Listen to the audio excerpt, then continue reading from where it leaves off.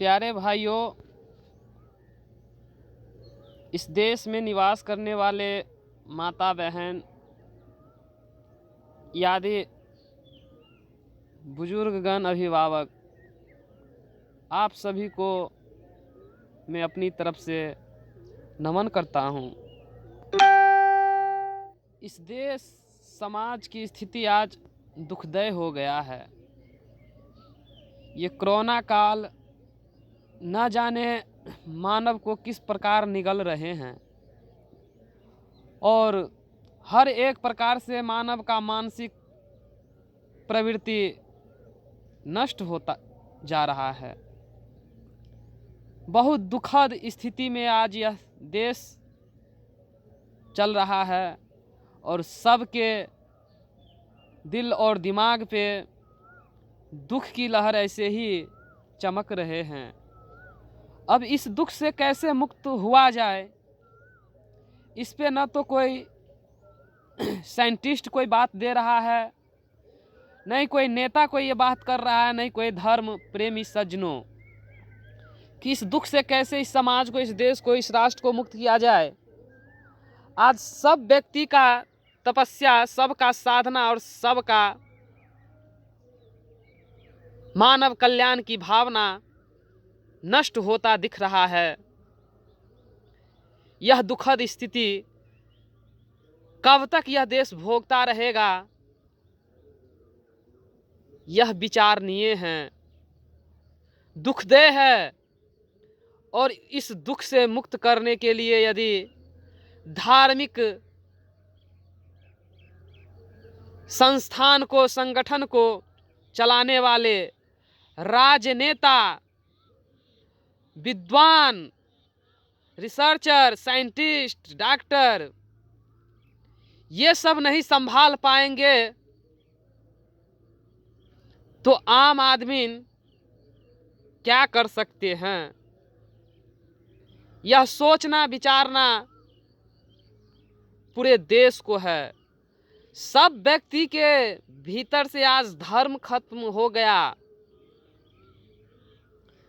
सबके भीतर में पाप प्रविष्ट कर गया। यही वजह है कि आज किसी का कोई समर्थ काम नहीं कर रहा है। पहले आफत आने पर राजा भी ऐसा हुआ करते थे कि अकाल पड़ने पर स्वयं हल जोत करके प्रजा को रक्षा कर दिया करता था। ऋषि ऐसा हुआ करता था कि ऐसे समर्थ से, ऐसी तपस्या से होने वाली प्रकृति के किसी भी घटनाओं को वह टाल सकता था। ऐसे राजा, ऐसे रिसर्चर, ऐसे विद्वान व्यक्ति आज क्यों नष्ट हो गया? क्योंकि उनकी सत्य भावना, सत्य विचार और सत्य ज्ञान को मानने वाले व्यक्ति नष्ट हो गया। इसी वजह से आज वह शक्ति भी कहीं छुप गया। अभी भी ऐसी शक्ति है जो सारी दुखों को दूर करने का सामर्थ्य रखता है और कर सकता है। यह पूर्ण विश्वास है हमें। ऐसी ऐसी शक्ति अभी भी बरकरार है इस देश, इस भूखंड पे, जो सारी समस्याओं को सुलझा सकता है। लेकिन उसे मानेगा कौन, उसे समझेगा कौन? सब तो डॉक्टर, इंजीनियर, विद्वान के पीछे, नेता के पीछे पड़े हुए हैं और ठक ठकहरी धर्म धंधे में लोग पड़े हुए हैं। तो आज उस विद्वान को कौन समझ सकता है? उस ज्ञानवान व्यक्ति को कौन समझ सकता है? और उस दुख को हरने वाले दुखतारन को कौन समझ सकता है? जब समझ ही नहीं सकता उसको, तो इस दुख में तो लोगों को फंसना ही पड़ेगा। क्योंकि बुद्धि कम जाने से, लोगों को मन में पाप बढ़ जाने से, अहंकार बढ़ जाने से, नफरत और द्वेष बढ़ जाने से सब कुछ दोषपूर्ण हो जाता है। छोटा छोटा दुख भी पहाड़ जैसा लगने लगता है। तो ये कोरोना काल आज महामारी के रूप ले चुका है। और आज ना तो सरकार और ना ही किसी विद्वान और बड़े बड़े व्याख्याकार को कुछ समझ नहीं आ रहा है कि क्या किया जाए। तो अवश्य यहाँ पे कहना चाहिए कि लोग पथभ्रष्ट हो चुके हैं। विद्वान यानी भौतिकी क्षेत्र के जानने वाले जितने भी ज्ञानवान व्यक्ति हैं, मैं उसका ही बात कर रहा हूँ। कोई वेद शास्त्र और तपस्वी का मैं बात नहीं कर रहा।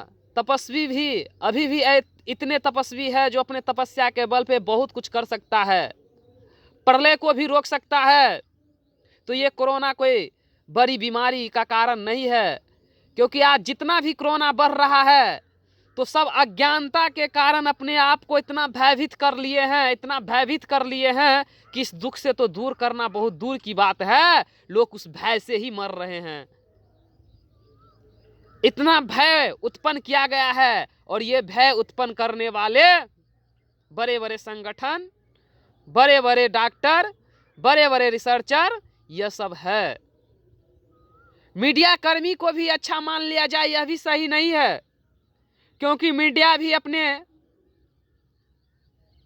आप को प्रतिष्ठित करने के लिए, अपने टीआरपी को बढ़ाने के लिए ही कुछ दिखा रहा हो। उसके भीतर क्या है वो वही जाने। लेकिन इस देश में जो संकट है सो सब जान रहा है, और इस संकट को दूर करने के लिए यदि किसी में समर्थ नहीं है तो आज इस देश का धर्म खत्म हो चुका है। इस देश से मानवता नष्ट हो चुका है। इस देश में शक्तिशाली व्यक्ति समाप्त हो चुके हैं, ऐसा समझना चाहिए। नहीं तो वो इतने बड़े बड़े शक्तिशाली इस देश में, इस राज्य में, इस समाज में उत्पन्न हुए हैं और होते हैं। यह धरती माता कभी वीर विहीन नहीं हुआ। यहाँ के प्रकृति में इतना ओज और तेज, इतना प्रताप है कि लोगों में वह समर्थ अभी भी डालता है। लेकिन उस समर्थ को पहचानना बड़े बड़े साइंटिस्ट की हाथों में नहीं, रिसर्चर की हाथों में नहीं, डॉक्टर इंजीनियर की हाथों में नहीं, और आज के मूर्ख नेताओं के हाथों में नहीं है। इसे पहचानना उस व्यक्ति के हाथ में ही है जो अभी भी धर्म, सत्य, न्याय और समाज कल्याण के हित में जो सोच रहा है, जो विचार कर रहा है, और जो देश को महान बनाना चाह रहा है, वही इस समस्याओं को सुलझा सकता है, वही इस देश को फिर से महान बना सकता है। ये महामारी बड़ी महामारी नहीं है। सोचना होगा, समझना होगा, और इस देश के सत्य और न्याय के दिशा में ले जाना होगा। आज कोरोना के कारण जो मर रहा है उसकी लाश को जलाने में जो बाधाएं उत्पन्न हो रहे हैं, जिससे यह प्रकृति की वायु प्रदूषित हो रहा है, इसका जिम्मेवार आज कौन है, यह भी सोचना है। क्योंकि लाश जलाया जा रहा है और उस लाश से जो गंदगी, जो प्रदूषण बन रहा है, उससे जो वायु प्रदूषित हो रहा है, उससे तो लोग स्वभावतः ही नरक को भोगने के स्थिति में है, दुख को भोगने के स्थिति में है। आज यह बाधा क्यों उत्पन्न हुआ है? बहुत तरक्की करना चाह रहे थे, सब तरक्की अभी कहां चला गया? किसी का कोई दिमाग क्यों नहीं अभी कार्य कर रहा? यह सोचिए, विचारिए, क्योंकि वेद शास्त्र सीधा संकेत कर रहा है कि अपने जीवन को अगर पहचानना है तो धर्म पूर्वक जीवन ही जियो, और जो प्राचीन ऋषियों ने व्यवस्था बनाया है उस व्यवस्था को अपना करके ही उस पे चलो, तब भी तुम्हारा कल्याण होगा। अन्यथा संसार में भटको, मरो, कराहो, दुख को भोगो। जो त्यागी है, जो सन्यासी है, जो योगी है, उसे सुख क्या, उसे दुख क्या। वह जिएंगे तो भी उस परमपिता परमात्मा के लिए और मरेंगे तो भी उस परमपिता परमात्मा के लिए, और वही सब दुखों को सुलझा सकता है, क्योंकि ऋषि सब समस्याओं को सुलझाने में सार्थक रहे हैं, होंगे और सदा होता है। परंतु उसे मानने वाले, संसार में जीने वाले मूर्ख लोगों की वजह से आज उसकी शक्ति होते हुए भी समर्थ दिख नहीं रहा, क्योंकि उसे सत्य ज्ञान को समझने की समर्थ ही नहीं है लोगों में। उसकी मानवता को मानने की विश्वास ही नहीं रहा लोगों में। तो उस ज्ञान को आज कौन समझ सकता है, कौन जान सकता है। रहस्यमय ज्ञान है, गूढ़ में बातें हैं, उसे सुलझाना कहीं कोई वीडियो पे उचित नहीं समझता। जो ज्ञान है जो भीतर में है, और भीतर में जो ज्ञान है उसे बाहर दिखाना मूर्खता ही होगा, क्योंकि बाहर के लोग मूर्ख बने हुए हैं।